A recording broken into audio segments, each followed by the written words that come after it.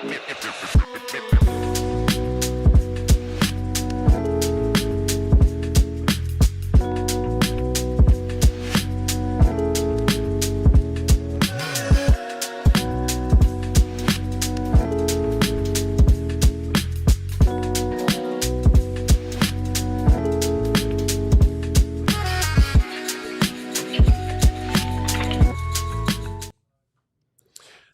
from Studio K in the beautiful Valley, it's Outside Shots with your guy, Saul Bookman, live here with Jump Shot 8, EJ, Jumper.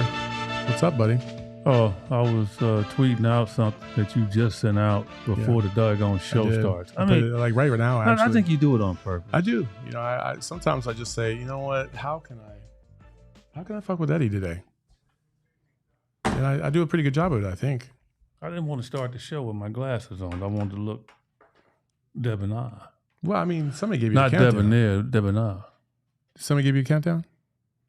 They did. And you just chose to ignore it. Well, I can't. Oh, because you can't see your... Oh, I see. Well, you can't see, but I can see. I can see. That's dope. I can cool. see a mile away. I just can't see up close and personal. And that is a good thing for me. Man, I'll tell you what, that is I a wish good I thing had for the me same that problem, I can't EJ. see up close and personal. What do you think about Tyus Jones? I don't really think about it. I'm excited about it. Are you kidding me? Is that that's a shock, right? Were you surprised? Hold it. So you're not giving me my love right now. What? Didn't it come up the last episode of Outside Shots when I said Tyus Jones probably is out there for the get? Oh, did you? Yeah. Oh man, we might have to pull that up. Pull that up. All right. Yeah, I'm shocked. I'm not shocked, but I'm ecstatic. You heard me all year. I mean, I don't want Devin Booker playing point guard. Yeah. I don't want Kevin Durant playing point guard. You see what they're doing when they're not playing point guard right now. Oh yeah. Yeah. People, do you see what they're doing when they're not playing point guard? It's pretty good. Kevin Durant hadn't played basketball since April the 28th, and he steps on the floor and he does what he did yesterday. And he did it because why? The responsibilities that he has is only one thing. Shoot that damn rock. Pa, pa, pa. That's what. Devin. It's over there spotting up, just waiting his time. Pa, pa, pa. That's what we want to see next year. We don't want to see them double teamed and all that, man. You forgot the double team coming your way. Come on, man. Yeah. No, listen, I think Tyus Jones joining the fold is a much hey, listen, they needed a point guard. They got Monte Morris. No slouch. He can take care of the ball, but he's not a Tyus Jones level player either, I think you could say. And Tyus Jones is a significant improvement over what they had last year. And I'm excited to see what kind of lineups Coach Bud's going to put out there. And let's start there. Like everybody's talking about, well, what do you do with the lineup? Does Tyus Jones start? Do you take Bradley Beal and put him to the bench? Which is the dumbest thing anybody could ever say. What say you? What do you think the project? If you were the coach, what would be your lineup to start the game? Well, Devin Booker played a 3. That's what he's doing right now on the Olympic team. He'll play the 3, and they'll have basically a small lineup with 3 guys, and Kevin Durant and Nurkic. So, look, it's a 48-minute game. Rotation starting a game around the 6-minute mark of the first quarter. So who cares? I mean, what's the difference between doing a part of the game where a coach goes small or at the beginning of a game, he goes small? Who cares? Like, it forces the other team to make a decision too. No, Bradley Beal's a starter, man. Now, if he decides he wants to go to the bench, it's a different animal. But a guy like him right now, still in the prime of his career, especially contract-wise, no. You can't do that because it takes a special mindset to go to the bench and then be productive. If he's not feeling it, then I don't think that's the right thing to do. Were you one of those guys that preferred coming off the bench rather than start? I didn't like it at all when I first did it. I wanted to kick my coach's butt. Yeah? Yeah, I thought What about changed? slapping his ass a couple of times as I walked past. What changed? Phil Johnson, man. Phil Johnson. Well, it was like, I understand after it happened and I just settled into it. I'm like, okay, it's going to extend my career. But the reason they put me on the bench because they didn't want to pay me. All right. So we had a GM, Joe Axelson, who's not around today. But Joe didn't like me, and Joe made a mission to not want to pay me. And the way that he could have calmed that was put me on the bench. Because he thought putting me on the bench was going to cut my numbers down. That didn't work. Nope. Man, I jacked that sucker up, man. I think I averaged more points than I did I would start. He's like, I got to get rid of this man. So, but yeah, he didn't want to pay me. So they put me on the bench. I fought it a little bit. And then I said, you know what? I'm going to make the best of it. I'm going to make them look bad. As long as I'm playing in the fourth quarter, it wouldn't matter. And that's exactly how it played out the rest of my career, to be quite honest. I mean, we think about it. Sacramento at the last 2 years there, Phoenix. I'm in the fourth quarter when I got traded to Seattle. I started a little bit more games than usual, but still in the fourth quarter. Even when I went to Charlotte at times, when Alan Bristow didn't want to play me, he needed me in the fourth quarter. The Rockets at the end of my career, fourth quarter. So who cares? And you are still not over that Charlotte stuff. Literally. Listen. I feel like you bring it up once a week. I had 12 coaches, tons of GMs. Literally, if I was in the room with Alan Bristow, I'm telling you, and I know he's an older guy now. He's older than me. I'm 65. He's probably going on 70. I'd slap him. I'd slap him right in his face. Oh, man. I'm serious. I'd slap him. Man, I hope he comes to Summer League next year. That dude, man. That dude, he know he was wrong. He knew he was wrong. Was it wrong because he didn't play you or wrong because of the way he treated you? It was wrong because he didn't give me a chance. And that was the part that ticked me off. Like, if you give me a chance and then it's proven that I can't do it, fine. But Dale Curry was his boy. I get it. Dale was a hell of a player, hell of a sixth man. I get it. But I told him, I said, we can exist together. I said, Ricky Pierce and I were sixth man in Seattle for 3 years. We existed together. So this could work. He wasn't having it. And so he's went out of his way not to play me. Were you on that team with Grandmama? Yeah. And Alonzo? And funny thing is those two got hurt and he had no choice but to play me. And for about 6 games, I averaged about 24 points and about 7 rebounds. Then they got healthy and he was like, no, and they got healthy and he put me back to the bench. Damn. I'm not jiving you. Damn. And so, and then the guy walked up to me after I got traded to Denver. He was the GM. And I'm going to call him out. So he told me the only reason he would waive me, because I wanted to get waived in Denver. They was a young team. They weren't going to win. I knew Houston and Miami wanted me. I said, look, man, waive me. And he hemmed and hawed and all that. I said, I tell you what. I said, you won't play me in a game. And he's like, how is that? Because I'll be naked under my damn warm-up. And I was. All right. Dick Motta threatened to put me in the game. Dick knew it. I said, Dick, okay now. Ironically. Yeah. Dick, ironically enough. Dick, you going to go there? You going to go there? Is that what you want to see? Is that what you want to see? And I said, Dick. Dick. Dick Motta. All right, Dick. Oh, man. So he played around, messed around with me, faked like he was going to put me in, and he knew. And all the players knew. It was kind of a running joke. So they waived me the next day.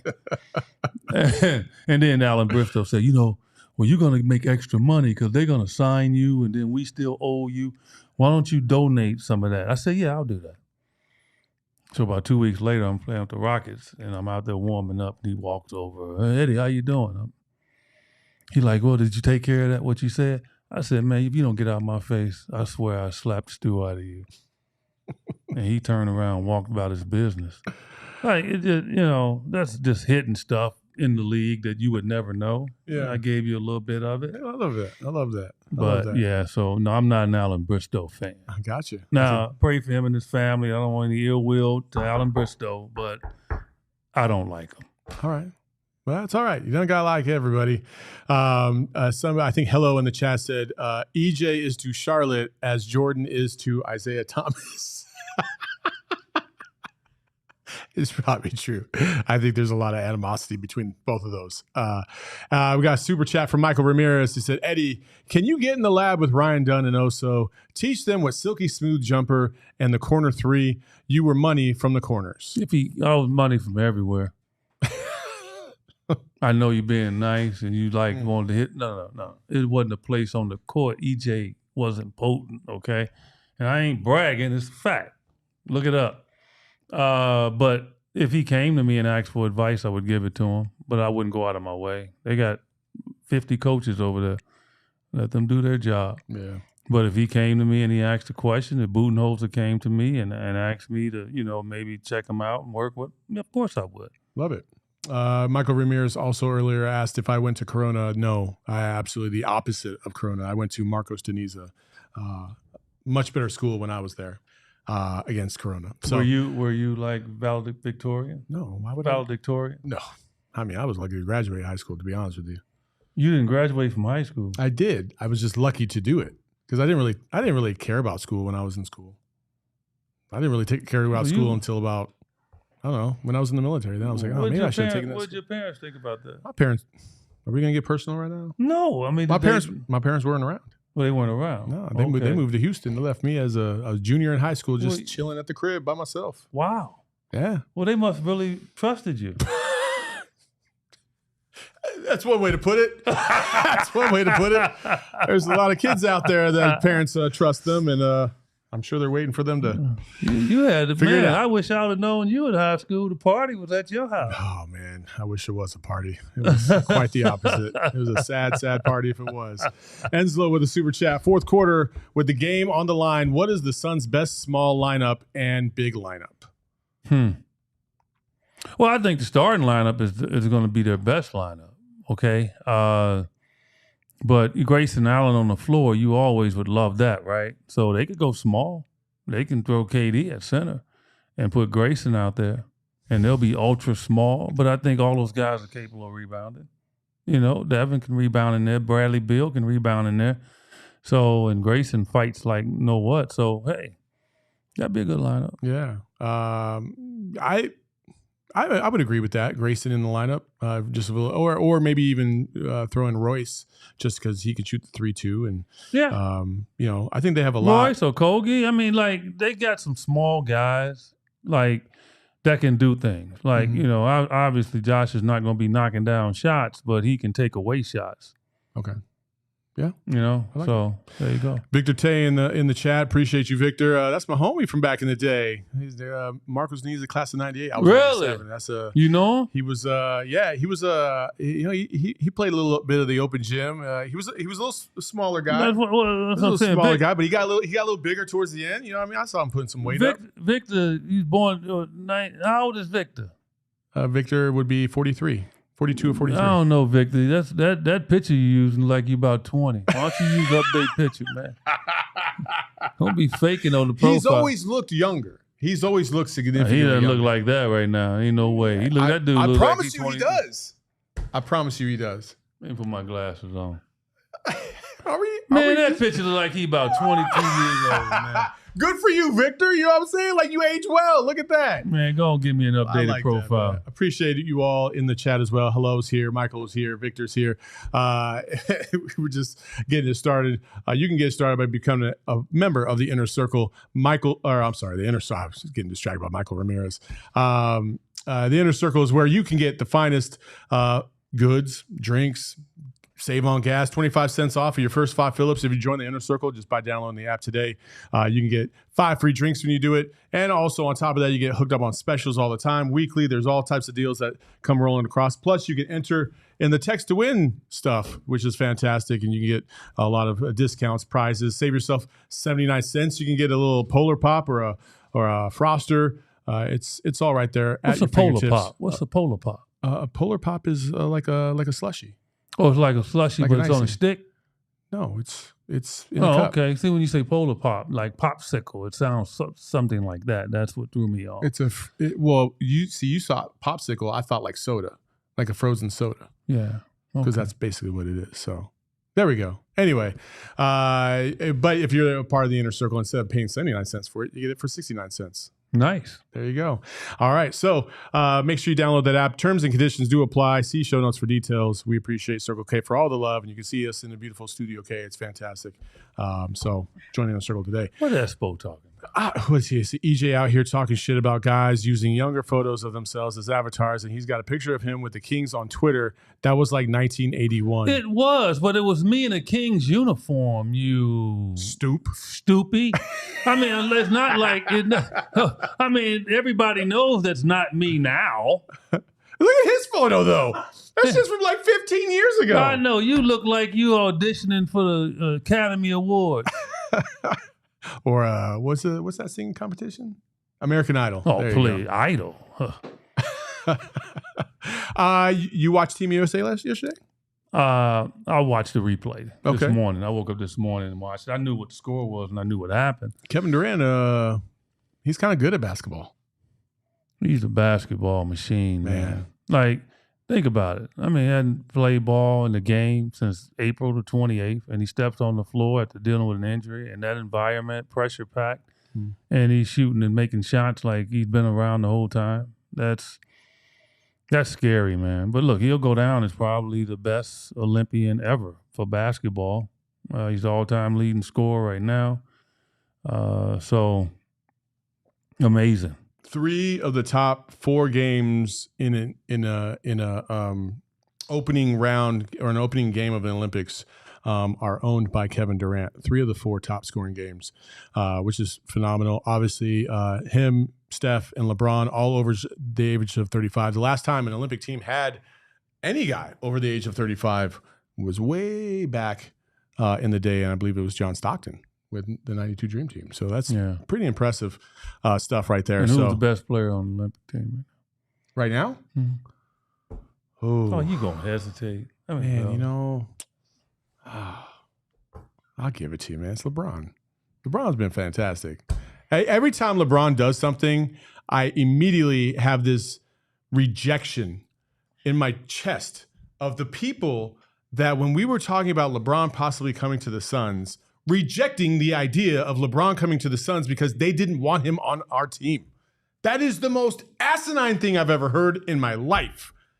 I'm watching him. I'm like, man, I would love to have LeBron on our team. Listen, it's Waterboy and Couch Potato. You can't let either one of them get under your skin. Now, Waterboy, the definition of it, so you all know, a Waterboy is a guy that probably played basketball, okay, and understands basketball.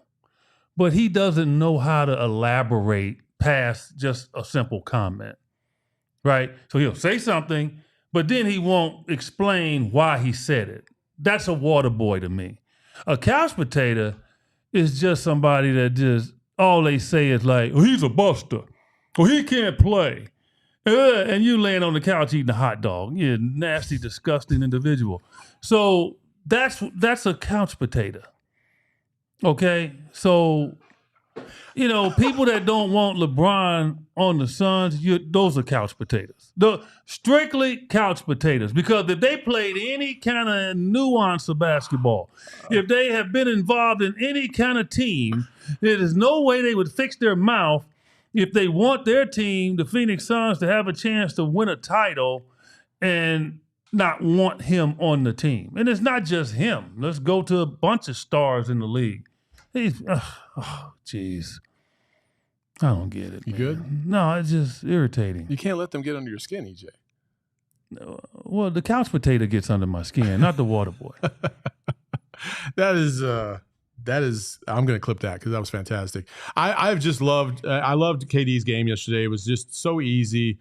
It was pure. That was the peak of shooting brilliance in what he did yesterday. And honestly, like, it's not, I didn't think the U.S. was going to lose the game by any stretch of the imagination, but They were down early, and he came in and he made an instant impact. They flipped the script. They were down 8 when he came into the game, and all of a sudden they were up by 11 going into the next quarter. Yeah, like that's it was ridiculous how he changed the game. It's like that. It's like they didn't know he was out there on the floor. Yeah. Or maybe the scouting report said, "Oh, he's been out. He hasn't been practicing. So hey, we got him." Please, you never have that guy. And then it becomes a disease, meaning that he just starts something and everybody else starts to flow. Devin getting good looks. Then LeBron was just really rocking to the rim. It was a clinic. It was a clinic I expected. Got off to a slow start, obviously, but you expected them to turn it around and step it up. And, normally it's the next game when a guy's been out that long that he feels it because body's a little sore. So I'm really interested to see how KD does in the next game. Case in point, Michael Ramirez, okay? This is his response to damn me. Michael. I love you, EJ, but 33.5% from the three-point line, that is why I pointed out the corner 3. So now he's going to identify my three-point shooting. Here's why now, Michael, you're a water boy. You're not a couch potato. Here's why I tell you you're a water boy. Because if you had did more deeper research, you would have saw I only took 1 damn 3 a game in my career. So why would you even put a percentage to 1 3 a game in my career? I didn't shoot threes. I shot mid-range. I was a mid-range assassin. So this is what I want you to do now. I want you to go back to the old basketball reference, and I want you to see what I shot from 2-point range. What was my field goal percentage? Because that's what I did. Okay, Michael? Thank you. Right. That's a water boy. EJ is on one today. I have nothing to say to that. Devin Booker was fantastic as well. There's this weird thing about Devin Booker in relation to couch potatoes. I will say that. Coming at Devin Booker or not thinking that he shouldn't be a starter and thinking that he shouldn't really be out there over Jayson Tatum. And we'll get to Jayson Tatum in a second.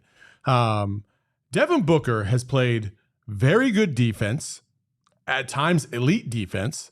He's been a facilitator. He's been a continuity guy. He's been a glue guy. He's been everything Team USA has needed because they don't need somebody to take over games. They have plenty of those guys. They need somebody that's going to make the right play to get the best shot possible. And he's been fantastic at it this entire run so far during this trial run. So I'm encouraged to see what he's done because I do agree with you when we have 2 point guards now that can help alleviate a lot of pressure. Ooh, man, that's going to be fun. I just want people to just remember, I said it all year, and people wanted to push back and all that. I'm telling you, man, I have no hesitation to think that every now and then, yes, Devin will bring it up and he'll look good doing it. Bradley Beal will bring the ball up and he'll look good doing it. Kevin Durant will. But when the responsibility is put on them to do it multiple times and allow defenses to kind of line it up and dropping them at half court, no. Now you got a Tyus Jones, and you can't leave him either. You got a guy that can get in the paint, can score the ball too, and now you got to be honest, and then he doesn't turn it over. Monty Morris the same way. Man, those guys are going to have a field day now. I mean, it's like guys are going to have an ability to get open shots, and then KD and Devin will get their passes in the half-court game. Mm-hmm. That's an easier pass than them trying to come down the court fatigued out a little bit because guys are making them turn and they're fatigued. They cross half court. Now you catch it in your range. You drive. Now you got a much more solid opportunity to make a good connective pass. So it's just I'm ecstatic, man. I don't know how Ishbia pulled this one off. Mm-hmm. I mean, to get a guy like Tyus Jones and convince him. See, this is what people don't get. Mm-hmm. Forget about anything else other than the recruiting process, okay? He convinced a man to look at the big picture of, I can pass up this money, but I can go here, have a chance to win at a high level, and then in 2025, I'm going to be in a much more pristine position as a free agent. Yeah. That's how you do it, man. Okay. And so recruiting is not gone in regards to basketball. You can talk players into doing stuff without a doubt. Okay. Yeah, no, I totally agree. I think it's been fantastic to see him play team ball. And what Tyus is going to bring to the fold, obviously, is going to just take it to a whole nother level. I've just loved the process by the way Devin Booker has gone about the game. It just never felt like at any point in time or any stretch that he's been out of sorts. He's been rushed. He's been hurried. No. He's been methodical in his process and just trying to make sure that he's just making the right decision. And you can't ask for more. And every team USA that has existed, that has gone to the Olympics, needs a guy like that in the lineup. You can't just rely on 5 guys that just want to score all the time. Like, sometimes you got to do what's best for the team, and he's doing exactly what the team needs him to do. Let's move on to what everybody's really comparing.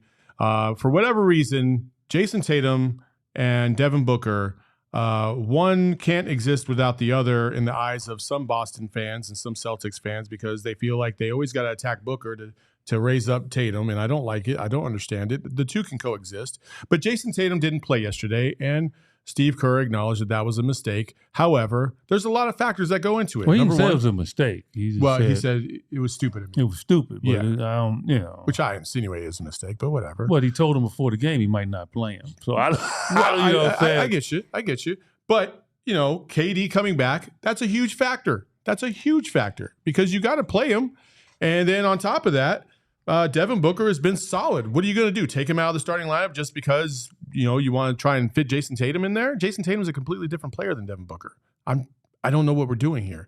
And Jayson Tatum's going to get plenty of playing time. It's a 40-minute game. There's 8 less minutes in these games than normal. Like, there's not going to be enough minutes for all 12 guys to get on the court all the time. Tyrese Halliburton didn't play. I didn't see a single thing about Tyrese Halliburton not playing yesterday, but everybody was up in arms about Jayson Tatum, acting like he was like really, really, really upset. I think he was just disappointed he didn't get to play, but I don't think he's upset. I think he's just going to move on to the next game. He's probably going to play in the next game. No, I think he's upset. You think so? Oh, please. Saul. You think it's embarrassing? A combination of everything. Okay. Embarrassed, upset. Jayson Tatum made first team All-NBA. Jayson Tatum is one of the best winners in basketball since he's been in the league. Jayson Tatum just won a championship. Jayson Tatum just signed the richest contract in NBA history. Yeah, he's mad. He didn't come out and shoot at halftime. He just went and sat on the bench. That right there is the pushback to let everybody know you ticked. Yeah, he's mad. Do I think he should have played some? Yes. I just think, but Steve Kerr is in a tough position. He wants to win, and he knows if this team loses, he's going to get a lot of pressure. So Steve Kerr does not care. He comes from the Phil Jackson school of thinking and how he coaches. He knows he's going to hurt feelings, and he knew that, but he wasn't going to give in to what he thought was best for that team. Yeah. And that's his opinion. It's not to say that Steve Kerr was right, but it's his opinion, and he is the coach. And so, do you think Jayson Tatum is a good fit overall with a majority of these guys on the team? I know he's a good player. Don't get me wrong. I'm not trying to say he's not a good fit. I'm just saying, like, stylistically, is there a reason why maybe he would prefer not to play Jayson Tatum with this lineup versus this lineup? He hasn't shot the ball well, I think, in practice and in the earlier exhibition games. Yeah. And if I'm Jayson Tatum, I wouldn't try to carry forward, okay, what I've done. Well, I won a title and all of that. No, I think what you do is you look at, why did Steve Kerr make the decision to not play me? Mm-hmm. And because I would bet that if they hadn't had any practices and they just had a game, and without practice and evaluation, I don't think Steve Kerr would have not played Jayson Tatum. Yeah. So he did it based on the evaluation of how practices have gone and exhibition games have gone, and then the return of Kevin Durant. So that's what he based it on, and he felt that the team was a little bit better against Serbia with that lineup that he used. Not to say he's not going to change it, but I don't think Jayson Tatum is going to get too excited if Steve Kerr plays him 25 minutes against South Sudan. You get it? Even though South Sudan pushed the U.S. to the limit in exhibition, I don't think he's going to judge it. Does he play me against Canada? Yeah. Does he play me against France? I mean, they just beat Puerto Rico. Does he play me against Spain? Like, those are the teams that he's going to measure his playing time against, not the weaker teams. And so, this is very tedious situation here. But, yeah, Devin's outplayed him. And then KD outplayed him in a half. Yeah. So, Steve Kerr, you like, I'm going with those guys. I mean, I get it. A lot of people are saying that Tatum is just too ball dominant, and so he's not a good fit. But you know something? I found out something today. My co-host on NBA Radio, Justin Termini, I give you your love. He did the numbers, and Jayson Tatum's ball possession time is less than Derek White's, less than True Holiday's, and less than Jaylen Brown. And less than Jaylen Brown. Yeah. See, a lot of people don't know that. So that was his numbers he got. He could, who knows? He might have made a mistake because he makes a lot of those. But damn, EJ. Yeah, he does. But what do you say about me when I'm not around? You really don't want to know. Oh, awesome. But you might want to hit me with that microphone. Yeah, I mean, I kind of want to. Well, I know you do. But so. Yeah, and he's a ball dominant person, but they say, well, LeBron's ball dominant. Yeah, LeBron's the point guard. He's the point guard. He should have the ball in his hands. Like, he's the best passer on that team. So he's running the offense. And that's another thing. Steph, I love Steph. Trust me, it's not going at Steph, but I just got to push back on something. Like Steph says, he's like the best point guard ever. Oh, right. Well, you said he should be in the top 3, but he's not playing point guard on this team. There you go. No, yeah. Hey, listen, I'm right there with you on that one. I love Steph Curry, but if you're the best point guard now, then that means you should be playing point on this team. Yeah. But who's playing point? LeBron James. There you go. Yeah. Hello in the chat says, EJ, quote, let me big up my guy. And then later, he gets a lot of things wrong. That's true. Espo and Saul versus EJ. Another $50 on EJ to win that as well. What does that mean? Saul will start crying if Saul sat here and we went at each other, he'd start crying. I have to hug him. Sometimes I feel like I have to hug Saul. Sometimes I just want to kick you in your knee. Go ahead and hit the old man. Go ahead. I mean, that's fine. And you know what? That's very damaging to you and your life. And if you want to hit a guy that's a senior citizen, you go right ahead. Oh, my God, this dude. I'm 65. I can't with you, man. I'm 65 years old. Now you're going to play that card? You do realize how much trash you talk all the time, that's right? Fine. Old people talk. And how many times do you talk about your body? Well, I have an unbelievable body. That's what I'm saying. But it doesn't mean that do you think strong. you are the average senior citizen? We're talking from a mental standpoint. No. No, mental, you're as sharp as a tack. Don't give me that shit either. Do you think you are physically in that category of a senior citizen? Well, I'm just taking care of my body. I've taken care of my body. Yes or no, Eddie? Well, from an age standpoint, I am. I got Medicare. This guy, answer the damn question. What do you mean? Matter of fact, they just when you look at yourself in the mirror, do you think they got to come over and do a house visit with me and check on me? God, I'm serious. Jesus. Thursday, they called me up today. I felt old. A house visit? Yes. Shut your mouth. My insurance company does house visits. What? Yes. When you turn 65 and you're on Medicare. Way that's a real thing. Is that a real thing for real? Yeah, man. Like even despite like maybe you not going to the hospital? Man, they come check on me, man. Mental health, all that, man. Like you don't think that's humbling? I didn't know what to say. Yeah, man. Oh my God. Man. Are you sure you're okay at home? When they come in, I'm gonna be sitting there just like this. They gonna come in, I'll be like, oh my God. Gee, oh my God. Hurt my feelings. What'd your wife say when they showed up? She not there. She'd probably laugh if she knew. Oh my gosh. Wow. Maybe she called them. Maybe she was worried about you. Maybe. Yeah. Hey, let's wrap up this show by doing a little this or that. EJ, we're going to talk about a couple things. You pick whether or not you're going to take this or that. It's that simple. First of all, our guy Espo last week said he would, but would you take a Suns title or would you take $500 million? Really? You know what your boy said. Well, that's good for him, but I'd take the $500 million. Thank you. And I'd be somewhere in Europe somewhere. Thank you. And then I call Devin all them up every day after that. Hey, man, good luck this year, man. I watch every game on my yacht. I'm pulling is for what you. I would be doing. I'll pull it for you. Absolutely. Like, hey, This listen. guys in the NBA would take $500 million. Matter of fact, there's some guys in the league taking $500 million and don't care nothing about winning a title because they don't do the right things. You are high and out of your mind if you think you're going to take a title over $500 million. Man, Espo just talking, man. I know. He don't really, like, could you imagine having to justify that to your wife? You come home, He babe, won't justify it. He won't Suns be are going to win the breathing. title this year. I had a chance for $500 million, but I'd much rather have that. What? He will not be breathing. No, that's actually true. He would not be breathing. That's ridiculous. That's ridiculous.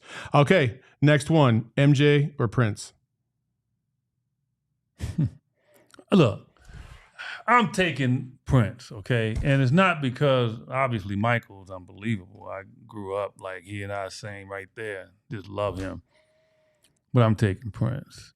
Because I'm taking Prince because when he does sing, you knew that he wrote it and he's performing with the instruments. Like, he's just so... Michael's the greatest entertainer on stage.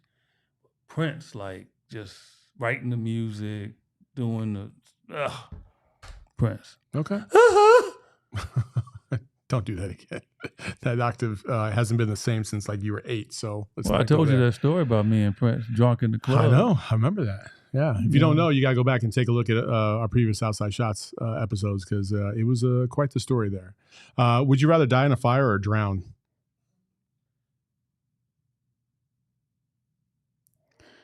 Drown. Yeah. Let me tell you something, man. I've been next to a fire. Dude. As if it was some special experience and not.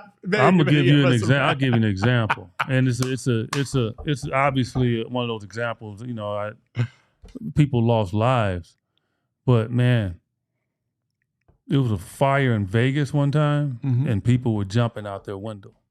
Well, damn, EJ, we had to go there. Well, I'm just telling you, like, and a lot of people survive. But my point is, man, that fire, man, that fire hit you, man. You leaving. All due respect, and I pray for all the firefighters that's up north fighting the fires up there. I mean, the winds can change those fires just like this, man, and those fires are coming right at them. What a tremendous, really like dangerous job that they have. So my thoughts and prayers are with them every time they got to encounter that stuff. Oh man, no. Water, drown me. Matter of fact, I can't swim that well. You throw a cup of water on me, I might go. Just be like Ron Artest and just start swinging on random people because you got hit in the face I with jumped a cup in. Man, of look, water. my brothers, man, were great swimmers. They may miss 2 instances, okay? And I got to give you these because you're going to laugh. The second one, you're really going to laugh. It's in my book, by the way. But my brothers, like, they all go to the swimming pool over at the high school. It's called Austin High School, right across the street from our home. And they had one of them pools that 20 feet, like diving pool, huge pool, right? So I go over there and everything, and they like, look, we got to teach you how to swim. I'm like, okay, I'm down for it. And they just throw me in the water. Oh, yeah. Oh, shit. Yep. They just threw me in 20 feet of water. Hey, what'd you do? I went to the bottom. I don't know what they thought they were going to get out of that kind of motivational thing. I went right to the bottom. And I was just like, I'm just eating water. They finally came in and got me. After that, I did not even want to get into a pool. So it went opposite of what they thought it would do. Oh, no. Right? But then 2, 3, 4 years later, I'm in 8th grade. Okay. Brand new school. They got swimming pool and everything. So we have to take swimming. So it was a girl in the class that I liked. I knew that was going to come out of his mouth. I just knew it. Yeah, it was. And so the swim coach said, everybody that can swim, get in this line. And everybody that can't, get over in that line. EJ went to that line. I know it already. So one of the guys I knew was after her too. I was like, I said, Eddie, just do this. Just get last, watch everybody, and you'll be good. So I go over into the I can swim line. So first 2 people, they to the other end. Yeah. So I get in the water. I'm like, I got this. So I start to go. You know, I'm swimming. And I mean, I even got the head turned. I got it all down, right? Halfway. What are you doing? It went all over me. And I sank. Oh, no. And I'm fighting the water. And I'm fighting it. And I heard this voice. It said, stand up.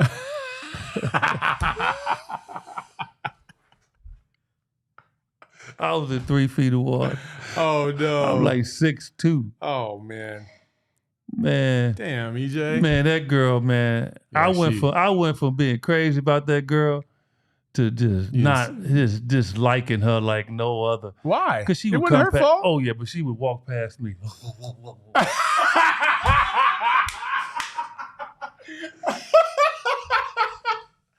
Oh, damn. Man. Oh, man. Well, you kind of deserve that. Man, but man, come on, man.